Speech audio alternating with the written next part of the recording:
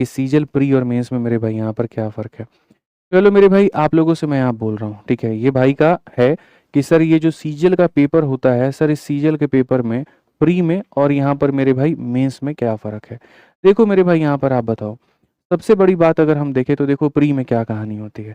Pre में तुम्हारे होते हैं 4 सब्जेक्ट हो गया, मैथ हो गया, इंग्लिश हो गया, रीजनिंग हो गया और यहाँ पर जीएस हो गया। अगर तुमको लग रहा है कि मेंस में इसके अलावा कुछ आता है तो ऐसा बिल्कुल भी नहीं है। मेंस में मेरे भाई यहीं तुम्हारे 4 सब्जेक्ट हो जाते हैं। इसके 4 सब्जेक्ट के साथ में एक और सब्जेक्ट तुम्हारा हो जाता है जिसे हम यहाँ पर कंप्यूटर कहते हैं, ठीक है। और साथ में मेरे भाई कंप्यूटर के साथ में तुम्हारा हो जाता है टाइपिंग। अब मैं तुम्हें मज़े की बात बताता हूँ, ठीक है। प्री में जब तुम्हारे क्वेश्चंस होते हैं तो सभी के मेरे भाई कितने-कितने क्वेश्चंस आते हैं, सारे के सारे 25 क्वेश्चन आते हैं। 25 इसके आ गए, 25 इसके आ गए, 25 इसके आ गए, 25 इसके आ गए। कुल मिलाकर के सवाल तुम्हारे हो जाते हैं मेरे भाई 100 सवाल।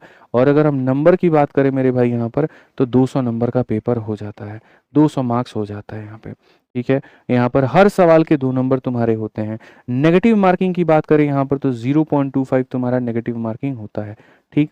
1/4 भी 0.25 कह सकते हैं मेरे भाई, 0.5 1/4 तो 2 का 1/4 मेरे भाई 0.5 होता है। तो यहाँ पर ये या 1/4 सीधा-सीधा कह लो कि सर 1/4 जो है यहाँ पर ये नेगेटिव मार्किंग है।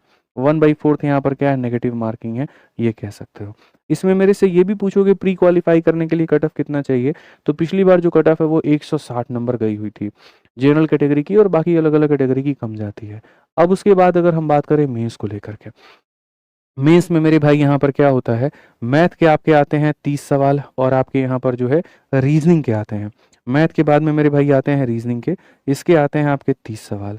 इंग्लिश आपका हो गया और जीएस हो गया। इंग्लिश के आपके आते हैं 45 और जीएस के आपके आते हैं मेरे भाई यहाँ पर कुल मिलाकर के 25, ठीक है। ये हमारे हो गए मेरे भाई आपके ये सवाल।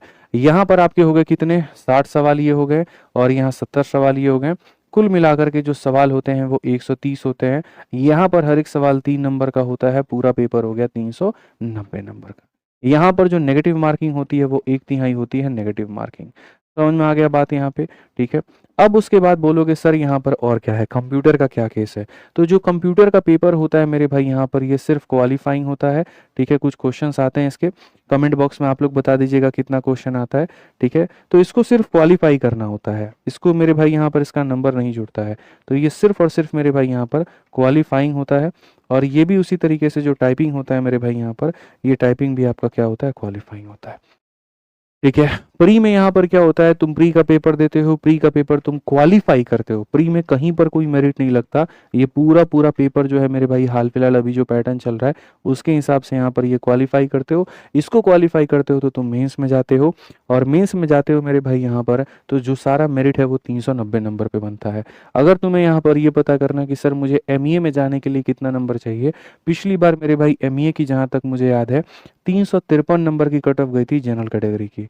हालाँकि नॉर्मलाइज़ेशन होता है जिसके कारण मार्क्स बढ़ जाते हैं, बट लगभग अगर तुम्हें एमईए लेना है 353 नंबर जनरल से। ओबीसी वालों का थोड़ा इससे कम और ईडब्ल्यूएस वालों का और कम होता है। अगर तुम्हें मेरे भाई यहाँ पर जैसे इनकम टैक्स इंस्पेक्टर बनना है तो इसी तरीके से मैंने पूरी एक हेल्प बुक भी बना रखी है, जो हमारा मेन टेलीग्राम है। अगर तुम ये मेन टेलीग्राम पे जाओगे और यहाँ पर तुम सीजल का पूरा बच्चे हेल्प बुक सर्च करोगे ना, तो मैंने हर वो कंटेंट दे रखा है। बस यही है, टाइम टू टाइम मुझे तुम्हें याद दिलाना पड़ता है। अब जो ये मेरा मेन टेलीग्राम है, मैंने यहाँ पर क्यों कह रखा है कि तुम लोग इसको ज्वाइन कर लो, ये मैथ्स विद आदित्य रंजन वाला जो मेन टेलीग्राम है, अभी मैं ले जा करके तुम्हें यहाँ पर फाइल में दिखाता हूँ। और खाली तुम यहाँ सर्च करोगे ना सीजल हेल्प बुक, यहाँ पर सर्च करोगे मेरे भाई सीजल हेल्प बुक, ठीक है। ये तुम्हारे सामने मेरे भाई यहाँ हेल्प बुक के नाम से आ जाएगा या डिकोडर के नाम से आ जाएगा, ठीक है। तुम्हारे सामने ये सीजल 2024 का पोस्ट प्रेफरेंस डिकोडर भी कह सकते हो, हेल्प बुक भी कह सकते हो। इसके अंदर में मेरे भाई यहाँ पर जो है बहुत तरीके से मैंने बता रखा है कि किस तरीके से पेपर होता है, कैसे क्या क्या होती हैं, कौन से पद होते हैं। अब जैसे ये सारे पद होते हैं, इसमें उम्र कितनी चाहिए होती है, कलर ब्लाइंडनेस हो गया, सीपीटी डीएसटी हो गया, फिजिकल किस में रिक्वायरमेंट होता है नहीं होता है, पे लेवल क्या होता है। भाई इस लिंक का, इसका भी पीडीएफ का भी लिंक डिस्क्रिप्शन में डाल दीजिए, ठीक है। तो अगर ढांचे के हिसाब से मेरे से बात करोगे डिफरेंस क्या है, तो वो मेरे भाई यहाँ पर ये है। और इसके अलावा अगर तुम मेरे से ये बात करोगे कि सर तैयारी में क्या फ़र्क है, तो देखो भाई सिलेबस में कोई डिफरेंस नहीं है। जो तुम्हें प्री में पढ़ना है वही तुम्हें मेंस में पढ़ना है। बस मेंस में मैथ्स में 2 टॉपिक एक्स्ट्रा हो जाते हैं, प्रोबेबिलिटी और स्टैटिस्टिक्स हो जाता है, इसके अलावा और कुछ नहीं, बाकी सिलेबस लगभग तुम्हारा सेम है। हाँ मेरे भाई मेहनत बहुत लगती है, मेंस में बच्चों के पास में एक्स्ट्रा प्रेशर हो जाता है, ये 4 सब्जेक्ट के अलावा कंप्यूटर टाइपिंग करना होता है, इसीलिए मैं बच्चों को शुरू से ये बात बोल करके चलता हूँ कि ये 4 सब्जेक्ट पर जितना ज़्यादा मेहनत शुरू से कर सकते हो उतना करो, ताकि तुम्हें यहाँ पर इनमें ज़्यादा एफर्ट ना लगाना पड़े। और टाइपिंग और बाकी चीज़ें तुम पहले से पढ़ सकते हो तो वेल एंड गुड है, लेकिन लोग उतना सीरियस लेते नहीं है। वही बात है कि जब प्यास आती है तो कुआं खोदते हैं, जब प्री क्वालिफाई कर लेंगे तब करेंगे टाइपिंग, तब करेंगे कंप्यूटर, अभी क्यों लोड ले। तो ठीक है भाई, बाद में नुकसान भी उसका होता है, पहले से जो करके रखेगा वो राजा है।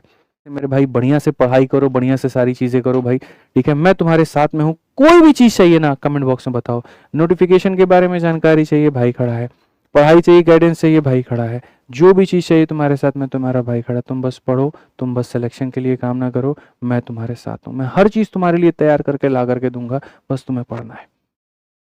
आदित्य रंजन आपके साथ हैं, मरते दम तक हैं और मरते दम तक रहेंगे, ठीक है। बस इस बात को ध्यान रखिए, खुश रहिए, मस्त रहिए, जीवन में बहुत कामयाब बनिए, बहुत आगे बढ़िए। आज के लिए इतना ही, बहुत बहुत धन्यवाद। पसंद आए तो वीडियो को लाइक और चैनल को सब्सक्राइब जरूर करिएगा। Thank you.